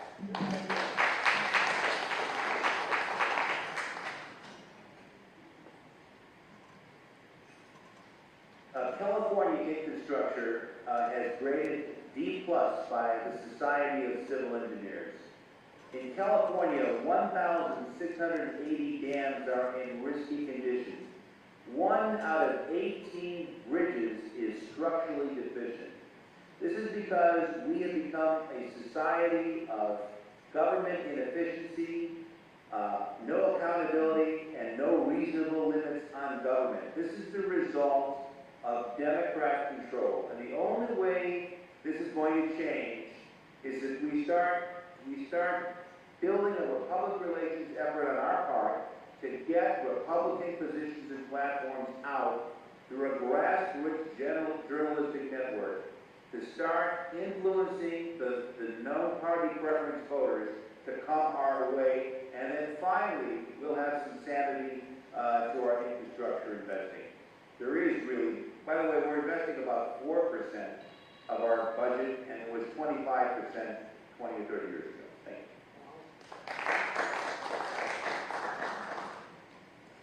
Okay, I think this one's for Vanessa. And as a native of Reading, I can remember way back when, and we had a very rural community at that time, and the Second Amendment was a big issue then, and it's even probably a bigger issue today. And as a California legislator, what stand would you take on recent rulings in courts concerning the legality of large capacity magazines? So, Second Amendment is obviously very important, and I say obviously to this room, maybe not to others, but to this room, you're not going to have a First Amendment, which was the question you asked earlier, those 5 rights. We're not going to have those if we don't have a Second Amendment. It's what separates us from a lot of other countries is we can actually defend ourselves. And so the push to limit and limit and limit, in my capacity and as a district rep, I deal with DOJ cases. I've had just 17 in the last 4 months of the DOJ trying to deny people their rights by delaying their rights. And these lawsuits and these laws that just keep limiting what you can do with your own weapon, with your own ability to protect yourself, is just an effort to limit your rights. I am not for limiting your rights. I am for smart legislation. I don't want children to have weapons. I have teenagers. Love you, but I don't want them to have a weapon. That's my kid. So I would say that we need smart legislation, but anything that's going to try to restrict to tell you that you can't protect yourself, because let's just be clear, it's not for hunting, it's to protect ourselves from the government.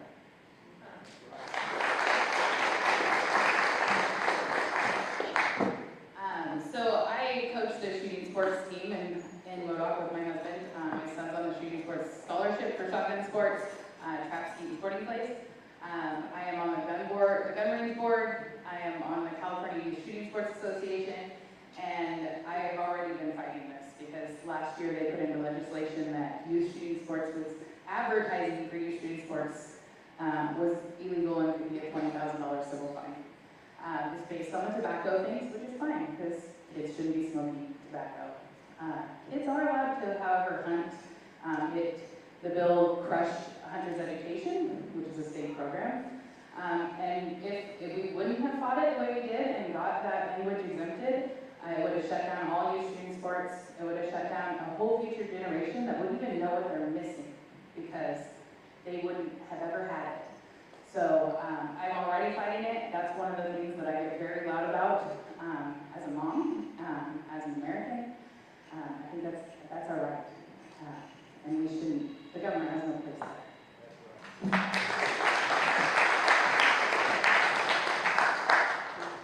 I'm a staunch supporter of the Second Amendment and the right to bear arms. It's our constitutional right, and I'll always protect it.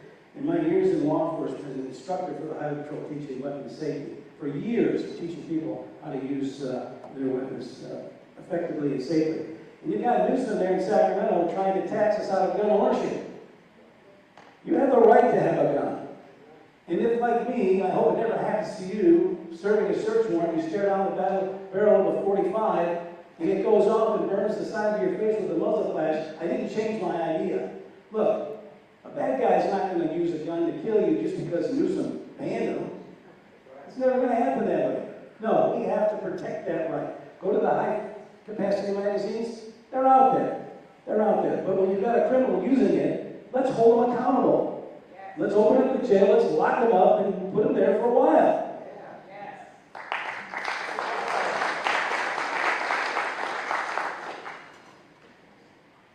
As a vote, I am against all anti-gun legislation that keeps rolling out of Sacramento, that discourages citizens from buying guns, magazines, getting concealed carry permits, etc. You know, in 2020, I ran against the Socialist Democrat in Santa Barbara County, Senate District 19, who'd been in the Assembly for many years. And I discovered something that I found unbelievable. That many of the Democrats, when they craft this legislation in Sacramento, are using data that's 20 and 30 years old. It's not even accurate. And then they go to the mainstream media to make their anti-gun points using data that's manipulated and incorrect. If I can get to the Assembly, I'm going to absolutely make sure that this kind of data is put out front and center and the misrepresentation is made and disclosed in public.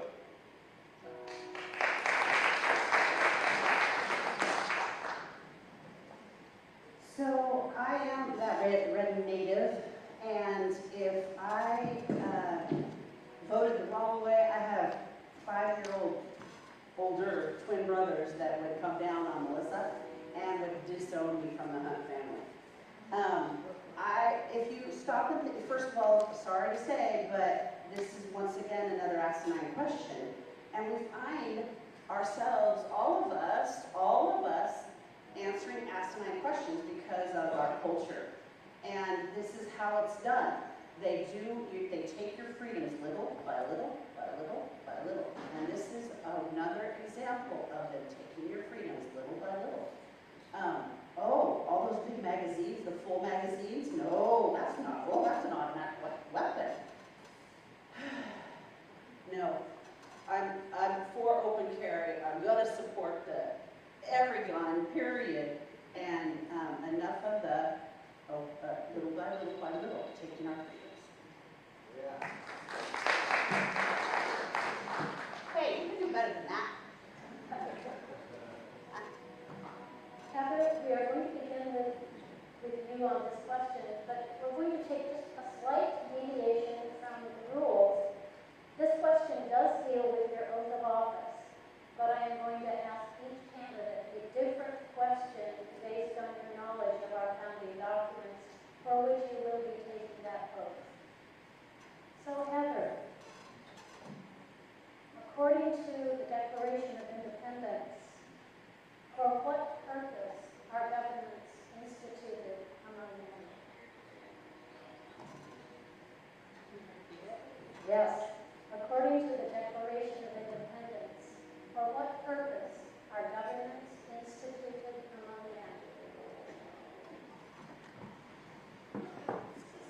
teach 8th grade, I taught 4th grade, so we did California history. The Declaration of Independence was made to create a unity, to create law and order, and to bring us together as a nation. I find these weird, quizzing questions odd, because it doesn't, I don't know, I just think there's other issues we could be talking about that affect our office a little bit more. But I wholeheartedly believe in what? Oh, no, it's okay. I wholeheartedly believe in America and our founding fathers, and that is in my core in every decision I make.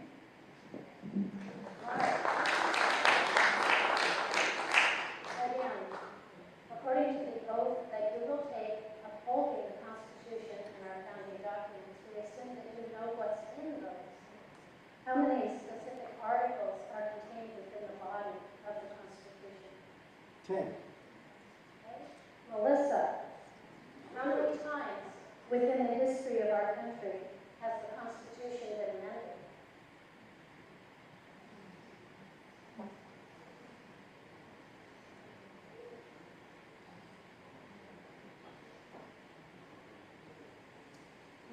Quit looking at me. She's the teacher. Of the Constitution. I can answer their 2 questions. I hope it's 12. Oh, okay. I think I skipped Gary. Is he there? He's done. Can I answer their question? Okay. Vanessa, why is the 10th Amendment important to the state of California? Oh, the state's right. So, can I answer all of them? It's instituted for that.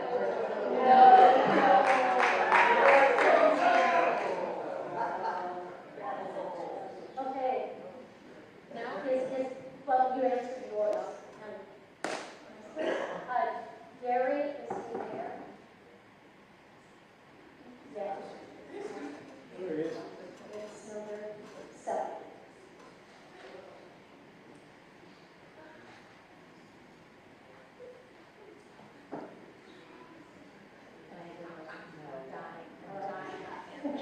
Yes, it is.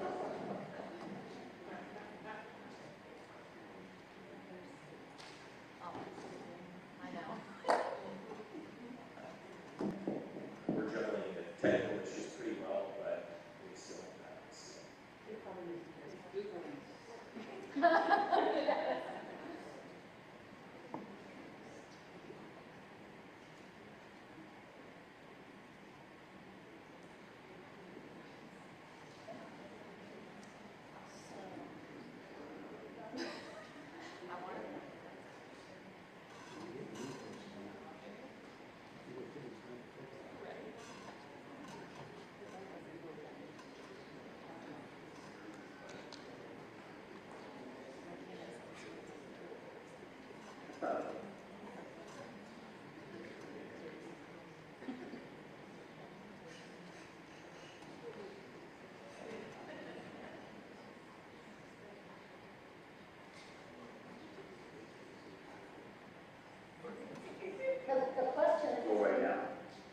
The question that has been given to Gary is, in what part of the Constitution does it guarantee the citizens the right to a jury of their peers?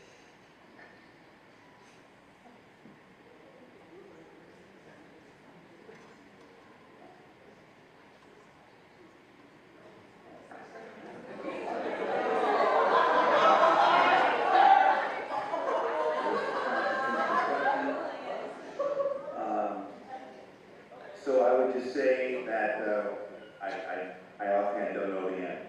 I'm sorry. That's okay. Anyway. Government instituted for the protection of This people's is property in 2017. And to those of you in the audience, if you didn't know the answers, get a Constitution and a Declaration of Independence and look.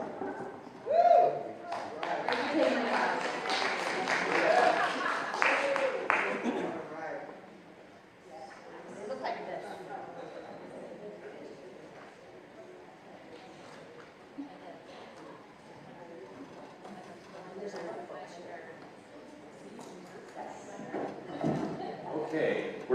to the conclusion, so we're going to give each one of you 1 minute, and we're going to Mark is up for the 1 minute in your conclusion.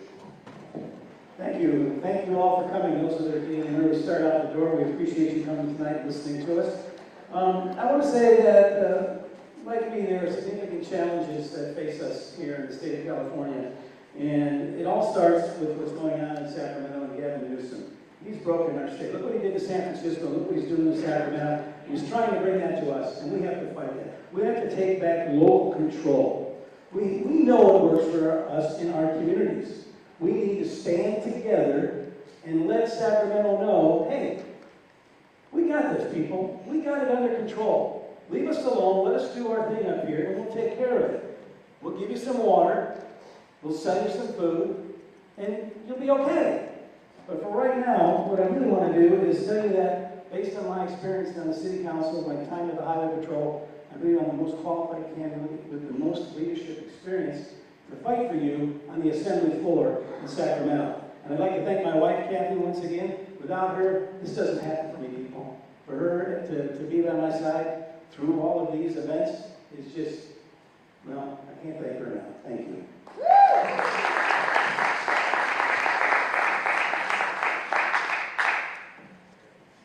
You know, I talked earlier about Governor Newsom in Greenville. You know, the public relations response not only helps to bolster Republican principles with voters, but it also really serves another purpose too, which is dealing with the management of the forest. Building awareness of these problems is how you get them resolved. And we need to build our party. You know, I was at the CAGO convention in Anaheim earlier this month, and you could see the fragmentation there between the moderates, sometimes called the rhinos, MAGA and Tea Party voters. We need to move forward, trust one another, have confidence, conviction, and courage about moving our party forward. Please, if you're interested, follow me at electgarymichaels.com. Please click on subscribe and send me your email address so I can communicate with you. Grassroots contributions are always appreciated. Thank you this evening for this opportunity.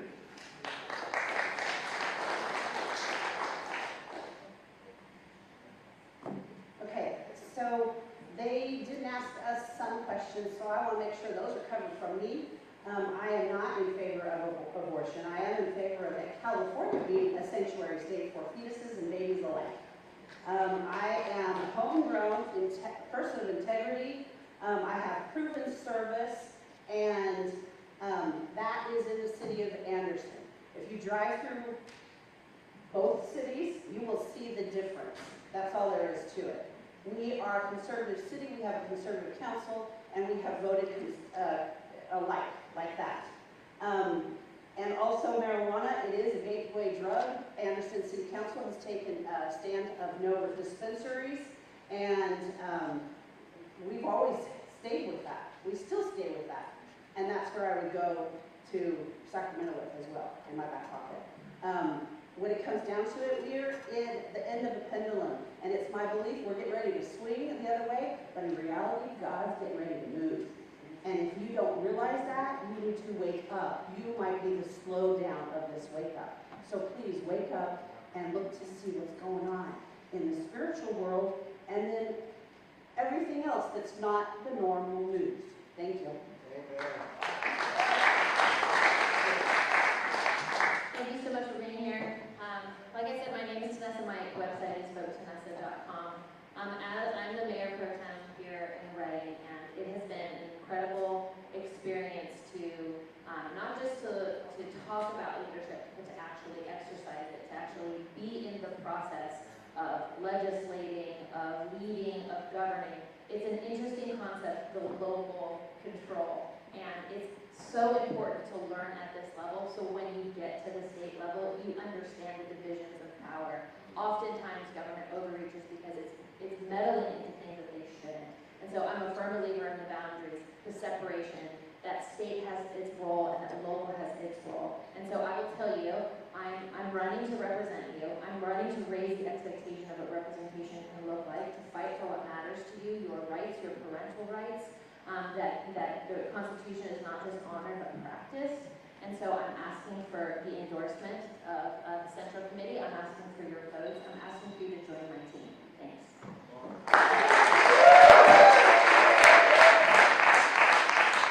So I think we've had enough of these forums that we know that we all share those conservative values. And your job tonight is to pick out the difference. You're picking the candidate that has the skills, the experience, and that's going to be the most effective in Sacramento. And I'm that candidate. I have the experience. I understand emergency services, which is a huge impact on California. That is a very complex, layered sector that most people don't understand, and I think that would be hugely valuable in the Assembly. I own a small business. I think there's only 2 in the Assembly that own small businesses. You make decisions differently if you're working in the district. I am working the district. I am writing policy, evaluating it, writing plans, creating programs, running programs, managing grants, finding funding in a county that's super poor. I'm the one bringing all that work to people that have meetings every other week and vote on it. I'm not the person that's wanting to be a career politician. I'm in this for you, not me.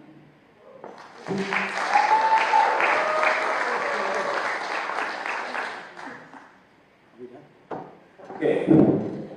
Well, thank you, and go ahead here if you'll.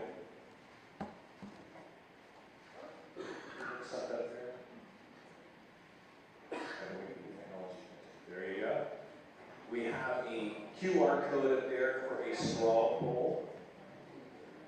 So if you'll pull that up, and you can go ahead. But while you're doing that, I'd like to thank the candidates that are up here: Mark, Heather, Vanessa, and Melissa, I know, and Gary. He was on there earlier, and excellent candidate as well. We unfortunately had a lot of technical issues with the audio, and I want to thank you, the audience, for being here and give us an opportunity to demonstrate what these candidates can do. Excellent candidates. So the Central Committee, it's our job to try to endorse, recruit, and provide an opportunity for people that want to run for office to have that opportunity. And that's what we do. If you're interested in doing something with the Central Committee, you can contact us. It's shastagop.org. And we have some of the other county Central Committees that are here tonight. So they've come from outside the area to be here because obviously we're looking at 11 county district, and they're interested. So are there any questions before is the what? Has been recorded for later playback. Okay, thank you, Bruce. He's got a voice. He doesn't need a mic. Is it being recorded? We've got a guy back there in the back recording. It was also on GOP Facebook page. GOP Facebook page. Okay. So we have a large committee. We are very, very active. College Republicans, young Republicans, just many things happening. We'd love to have you get involved. We meet at Simpson University the 3rd Thursday of the month at 5:30. So if you're interested, please come visit us. Thank you very much. And that'll end. I'm going to go ahead and get this put up here in a minute with the results.